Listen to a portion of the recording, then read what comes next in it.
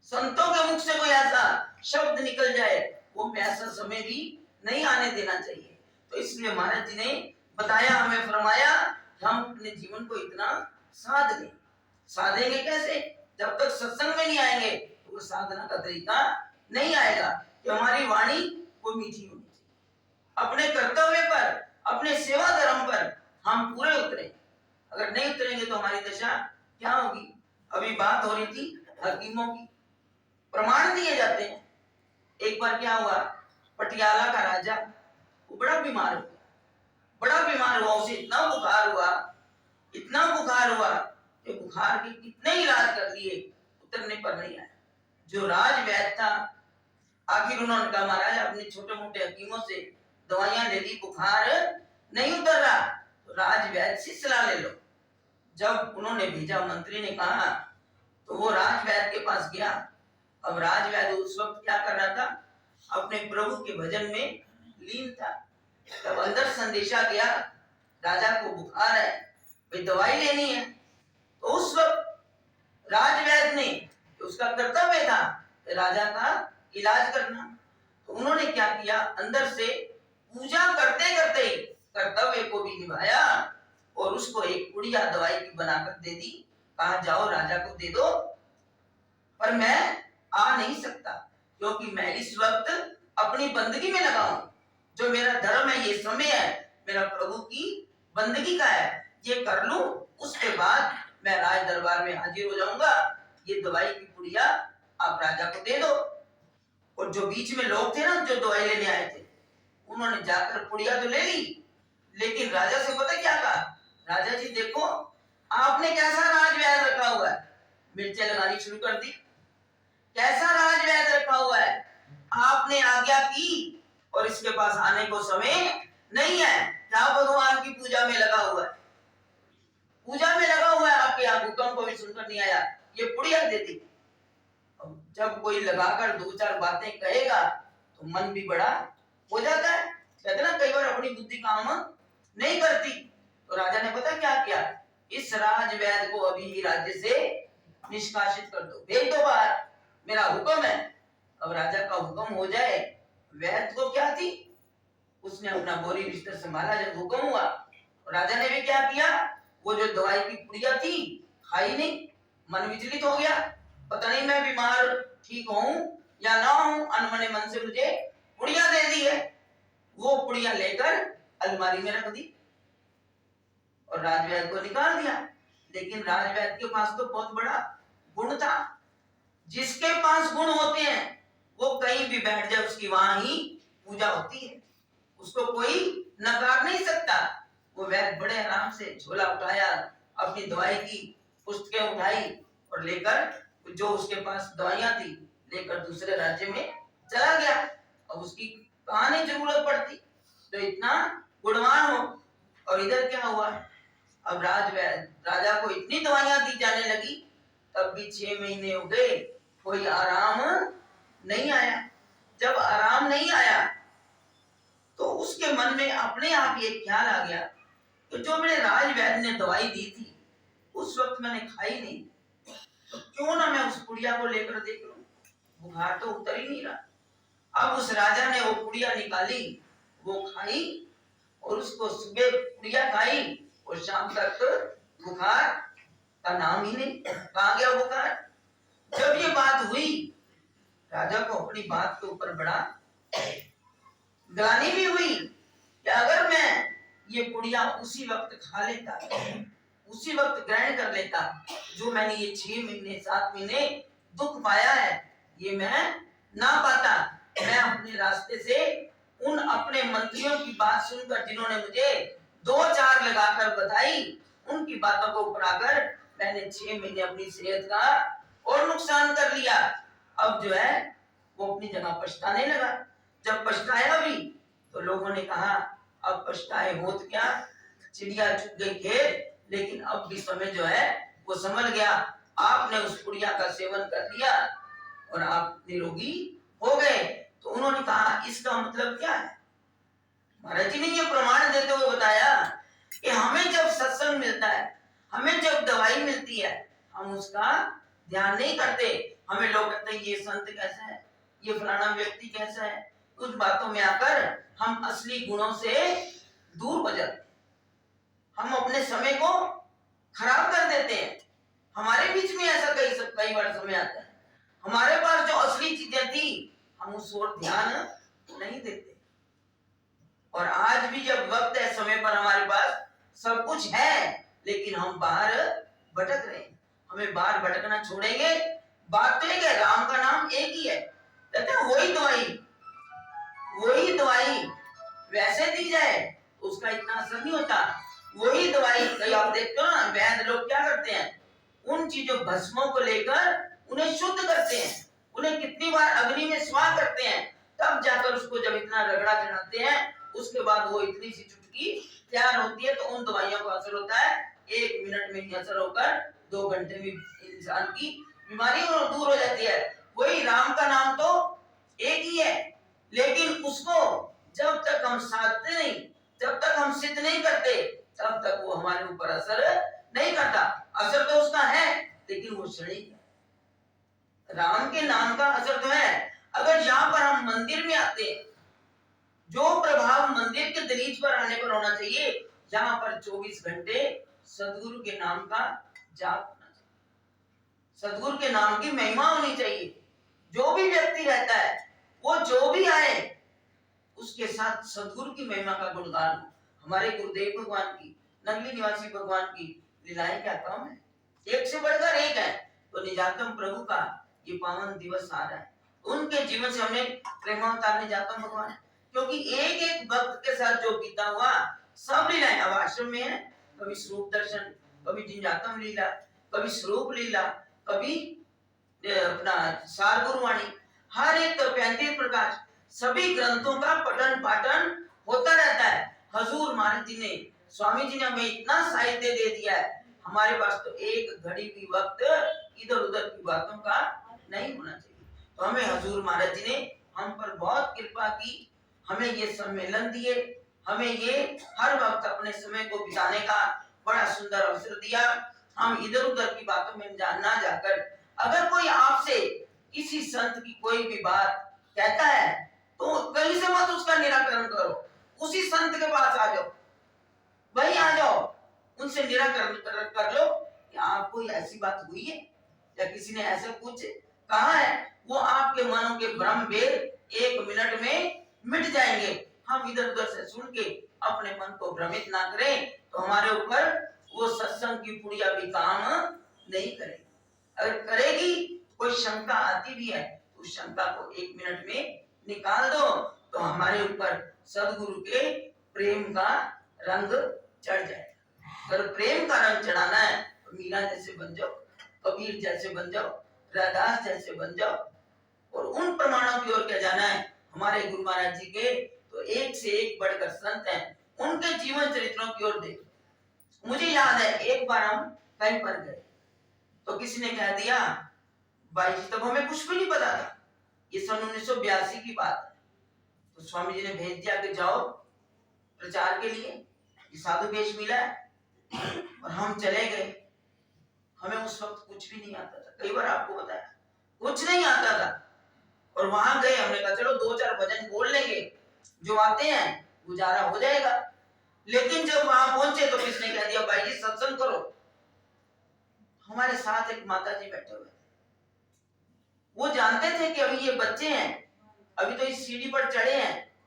उन्होंने हमारे मन की स्थिति, कहते हैं जो बुजुर्ग होते हैं वो बड़े अनुभवी होते हैं, तो उन्होंने देखा कि हमारे मन की स्थिति को, इनके चेहरे के भाव क्या है, तो उन्होंने एकदम बोल दिया, कहते हैं बेटा तुम कह रहे हो सत्संग सुनाओ, क्या इनका जीवन तुम्हें सत्संग नहीं सुना रहा?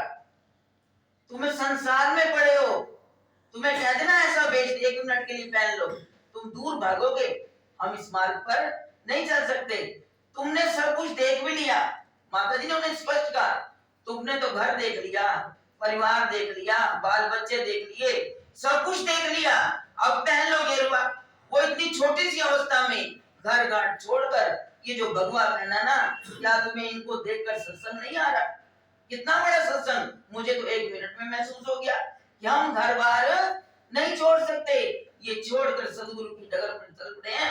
इनका जीवन ही सत्संग है। समझने वाले ऐसे समझते हैं, हमें बोलने की जरूरत नहीं पड़ी। गुरु महाराज जी ने हमारे पर्दे ढक दिए। और मुझे महाराज जी की बात याद आ, जिस वक्त हमें बेच दिया और महाराज जी कमरे में बैठे हैं साथ निकेतन में, भेष देकर महाराज जी ने एक बार भी नहीं कहा पप्पी बाई या शशि बाई, नहीं कहा। महाराज जी ने एक ही आवाज लगाते थे, बाई जी। हमने जब जाना तो बड़ा महाराज जी ने मुस्कुराना, तो गिरधारी जी पास ही बैठे हुए थे, सदगुरु दयालानंद जी।